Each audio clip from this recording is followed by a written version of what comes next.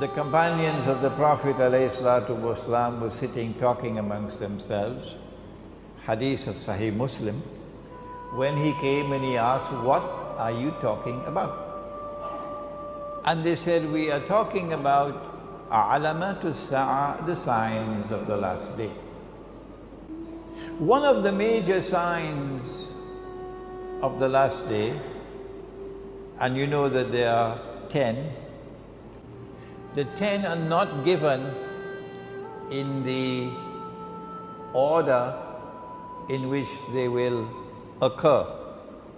It's a big English word, the chronological order in which they will occur. Which one comes first, which second, which we don't have that. What are the 10? Number 1, Dajjal. Number 2, Gog and Magog. Number 3, the return of the son of Mary, Nabi Isa alayhi salam. Number 4, Dukhan, smoke. And the Quran says that one day it's going to be plainly visible in the sky. Number 5, Dabbatul Ard, a creature or beast of the land. Which land? Which land? I say the Holy Land, Al-Ardul Muqaddasa. Number 6, that the sun would rise from the west. Number 7, 8 and 9, 3 earthquakes in which the earth will sink down and swallow what it swallows. One in the east, one in the west, and the third one in Arabia. And number 10, that a fire will come out of Yemen. And this is not the fire that you use to cook, as a symbolic language, and drive people to their place of assembly for judgment. So of these 10, I want to turn to the smoke.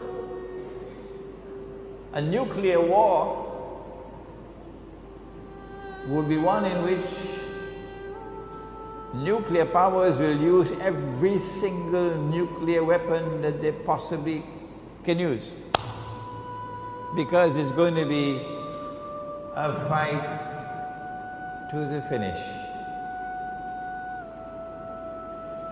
And so the world can now expect that if a nuclear war were to take place, excuse me, too late now to say if, rather it should be when the nuclear war takes place. When the nuclear war takes place, because they've already declared war on Russia. If you're living in France and Britain and in Western Europe, and if you don't know that your leaders have declared war on Russia, and the nuclear war is now inevitable, and when that nuclear war takes place, that thousands of nuclear weapons will explode. If you don't know that, then you are living in dreamland. And if you hope to survive in Western Europe, you're also living in dreamland. When it does take place, then I want to suggest to you tonight that the mushroom clouds which come from nuclear explosions, which will probably blot out sunlight, so that there will be no sunlight in the world. For how long, I don't know. The Christians speak of 3 days and 3 nights of no sunlight, but there's a hadith which speaks of 40.